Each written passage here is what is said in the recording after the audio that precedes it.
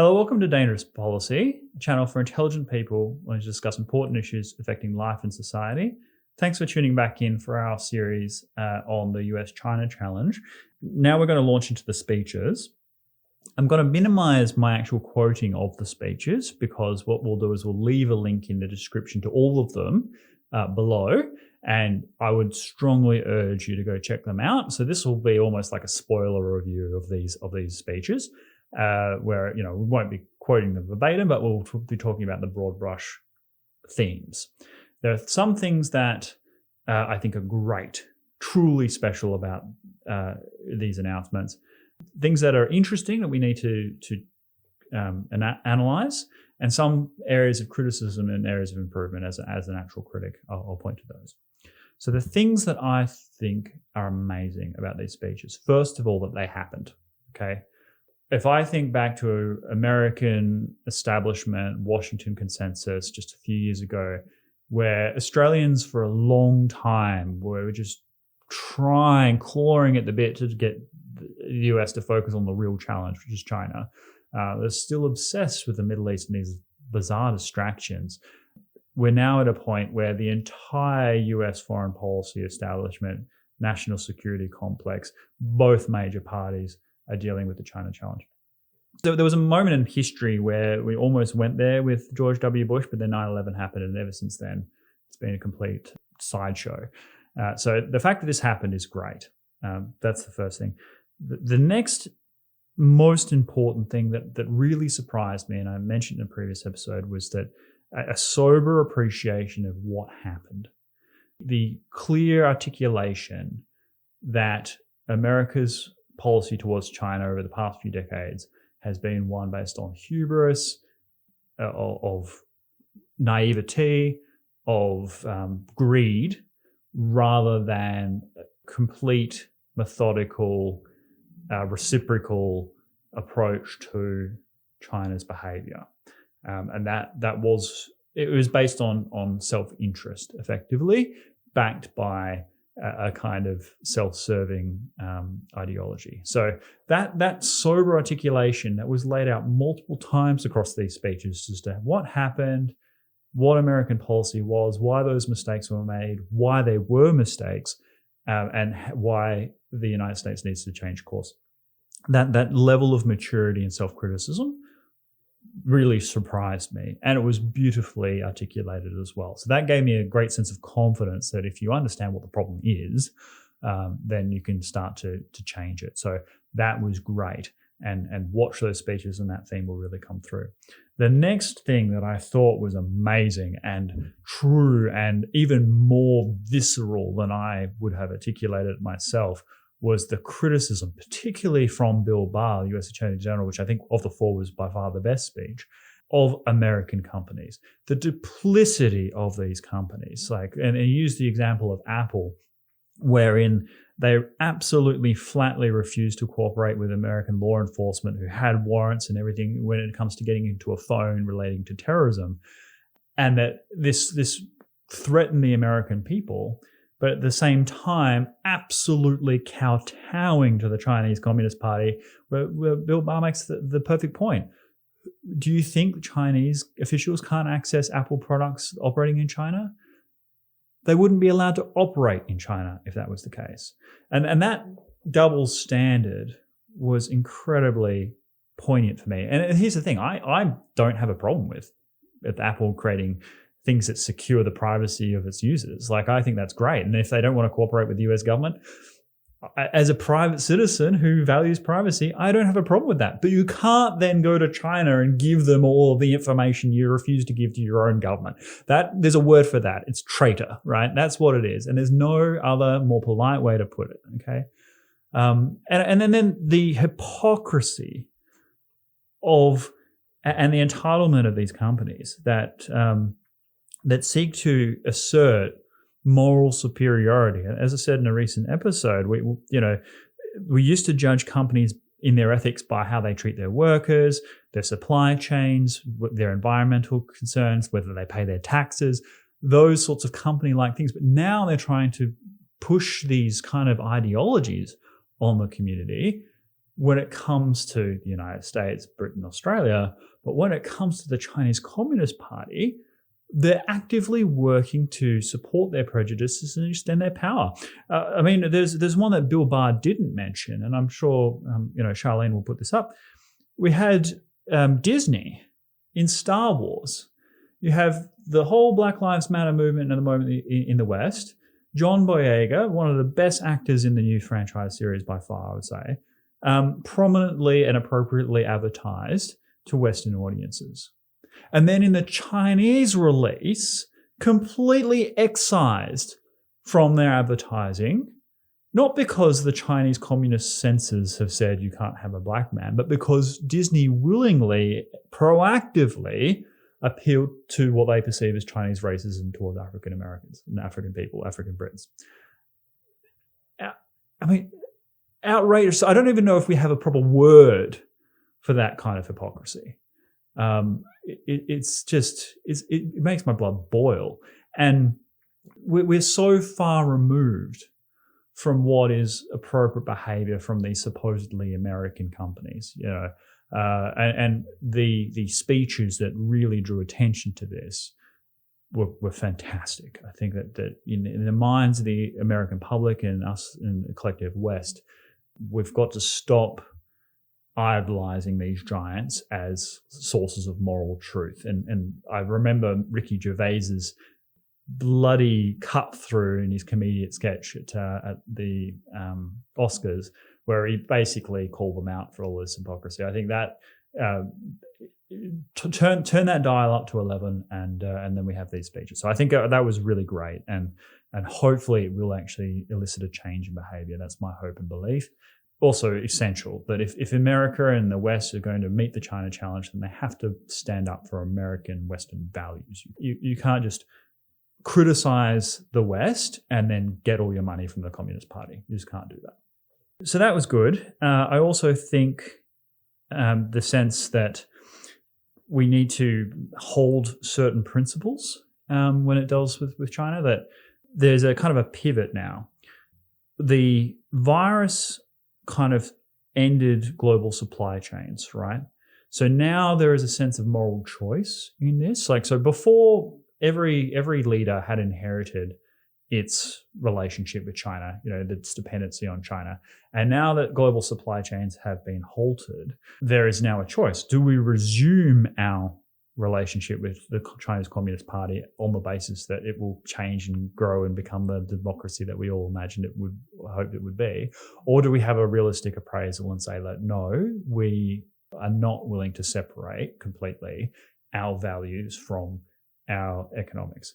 And so it has kind of separated and segmented the interest groups. And this speech does that really effectively. It says, look, yes, it's no one's fault. Governments have traded and do trade with the Chinese Communist Party, but we're now going to tie that with values. And I think that's a really good part of the speech. Another really interesting part of the speech was the specific, and when I say the speech, I do actually refer to all four speeches, but they were coordinated speeches deliberately given to kind of build the narrative. So if I say the speech, I mean all four people. The specifics around what China is doing is actually really interesting. The domains of competition, be it artificial intelligence. I thought Bill Barr's analysis, the fields of endeavor in artificial intelligence, was extremely good. And it's a difficult subject, but the importance of winning that race is absolutely fundamental for the future. And I've done other work on that, and I'll have some videos on that. So that's really important. And the stated commitment that the United States it does seem like they're willing to put themselves in the game, to challenge in the South China Sea, which previously it wasn't willing to have a position. It wasn't willing to say, we don't get involved in the claims. We just want everyone to have freedom of navigation. No, you've actually got to put skin in the game. You've actually got to say, no, Taiwan is not going to be reunified into the mainland. No, China is not going to be able to have unfettered militarization in the South China Sea. And the speech has really laid that out pretty strongly. It said, we are going to put ourselves on the line. We're going to have skin in the game, and that will allow allies to also have some skin. And that's really critical. That was always, to the extent that I was standoffish as an Australian, was like, how committed are Americans really to this? And this is a clear statement that they're very committed and willing to be specific about the initiatives it was willing to undertake. So that was also really good. There are things that are kind of interesting that I wouldn't have necessarily personally articulated in the same way. I would say this speaks more to the speech by the FBI director and the National Security Advisor about influence within the United States and the West. So yes, Confucian institutes and things like that, inappropriate forms of malignant influence, if you like. But there was an example used that disturbed me, to be honest, which was that, look, if someone comes up to you and is saying that, the Chinese are right about Hong Kong, or that there isn't really any problem with Xinjiang or Tibet, that it's quite likely that this is a form of Chinese influence, that China doesn't, people know that if the Chinese ambassador says something, it's where that's coming from. But if your old friend from decades ago, who now has some sort of financial relationship with the Chinese government, says the same things, you may appropriately treat that more sympathetically than you would if it came from someone who was obviously a foreign national. It was kind of suggesting that Chinese influence is now much more subversive and that it's happening through third parties, often who are American citizens. Now, that may be true insofar as you have these undeclared financial interests. I remember at Harvard, again, my old enemy, I guess now, there was a professor who's been indicted for not declaring the money that he was receiving from the Chinese Communist Party. That's true, but the way that was articulated in the speeches and in the Q&A, I thought was very dangerous. Just because someone might have a pro-China position on the South China Sea or Taiwan does not make them inherently traitorous, okay? There is a difference between dissent and disloyalty. And if your old friend comes up to you with a different perspective on things that is not the normal Western line, that should be listened to. That should not be treated as evidence that you need to report them to the FBI. So I'm very concerned about that. The beauty of the West is its marketplace of ideas. And one of our great strengths is the ability to have our assumptions tested, right? So if someone comes up to me and says, no, you've got it all wrong about the South China Sea, my response is to listen to that person and evaluate based on the merits of their argument, right? Regardless of what's motivating them. So I don't question motivations in that way, particularly if people I know and trust, okay? So let's not go down a McCarthy path. And I think some of those speeches were trying to wrap themselves in the flag in an unhealthy way to say that there's only one form of truth. And if you deviate from that truth, then you're disloyal. And they didn't say it like that, but that was the strong impression I got. And there's only one side of this that does that, and that's the Chinese. Let's not do it ourselves. So keep in mind, we're not going to go down the J. Edgar Hoover path. Other things I think were potentially wrong. Well, like I said in a previous episode, the fact that, we've done it before, we can do it again. No, you have never done this before. This is a new challenge with its own set of characteristics and its own problems and drawbacks. The objective stated at the end of Mike Pompeo's speech that we'll have a new alliance. Great that he's articulated that as a policy. I think that's a really great thing that they've said publicly, but it's still not going to work, right? It's still not going to be a thing. So we should, of course, the US should continue to try and work with partners and allies and build relationships and coalitions against China. That's a natural part of the strategy, but that's not going to be the ultimate goal. What will actually make it work is to have shared thresholds to conflict. So let's say, for example, to be specific, let's say Tokyo is attacked by North Korea. Say some missiles hit Tokyo. Does Australia then enter a war against China, who's supporting North Korea?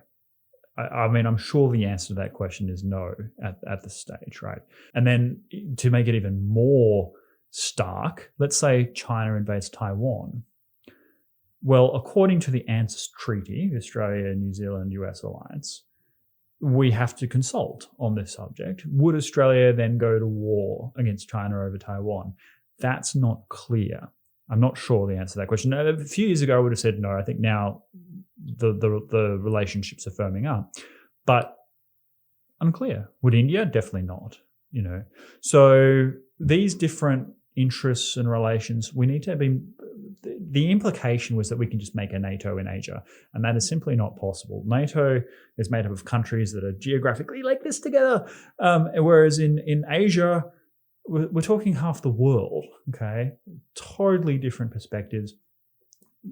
Most of them have a relationship with each other's partners. So, for example, even though India has difficulties with China, it has an incredibly deep, rich, and positive, long-standing relationship with Russia, as does China. So they have the opportunity to work these problems out. They're not stupid. When there's a problem with India and America reflexively supports India, well, India has been using this playbook for decades. Like ever since the border war in 1962 with China, they've been taking advantage of this reflex, the presumption in the United States that because India is a democracy, it's automatically going to be pro-United States. It's not the case. It wasn't during the Cold War. It was a non-aligned country, but closely tied to the Soviet Union. So this assumption that we can just replicate what has worked in the past gives me cause for concern. And I won't labor the point because I already had a video on that. But also, it elucidates, to my mind, some of the weaknesses that exist today in American foreign policy establishment and the thinkers. Okay, so it's not directly from the speech, but I kind of inferred it from what was being said. During the Cold War, you genuinely had the best and brightest in this struggle. Okay, because nuclear weapons were a new thing for starters. America knew it was facing a new set of challenges. Ergo, it needed to recruit the absolute cream of the crop to navigate this challenge. And then you ended up with extraordinary talent, like US Secretary of Defense Robert McNamara. You get the sense that you're on a new frontier of thought, right? And now what we have is all these people that went into completely other fields who haven't really got a deep sense of China or the challenges that are faced, the current nuclear dynamics, the current state of play in military relativities, economic relativities, and are just trying to adapt what previous generations have done to this new situation. We don't have the best and brightest working in this space. What I can say, from my own experience, is that there is a depth of intellectual mediocrity dealing with foreign policy today, and that's what has contributed to American mistakes over the past few decades. So I haven't seen in these speeches revolutionary new thinking about the challenges, caveated by the fact that very clear understanding of what went wrong. That's true. That has given me confidence, but not a clear articulation as to what the final goal is. It seems to be to challenge the Chinese Communist Party and to separate it from the Chinese people, that they're making it very clear that the adversary is the Chinese Communist Party and that the Chinese people are going to be liberated from the Chinese Communist Party. I think tactically that makes sense politically, but there wasn't really a clear strategy as to how any of that was going to be achieved, how the West was actually going to win this struggle, just a declaration that this struggle was commencing. So maybe that's forthcoming. Maybe that's the work for people like myself and others to do, but it's not. It didn't come through in this. It was kind of just, we don't like China, and we're going to stand up to China, which is great, but not a clear sense that the objectives are set and how that's going to be achieved and how the resources are going to be moved to meet those objectives. But nevertheless, these speeches, definitely go and watch them yourself. Come back to us with your thoughts on those speeches, questions and comments. I do want to draw again on where America is going in terms of its foreign policy in direction with China to articulate some of these ideas. So if you do have specific comments about some of the things that were said, I'm sure I can help answer those. And if you did find value in this particular conversation, like and subscribe. This will be the biggest story of our lives. So we'll visit this again and again. Therefore, stick with us throughout. Thank you.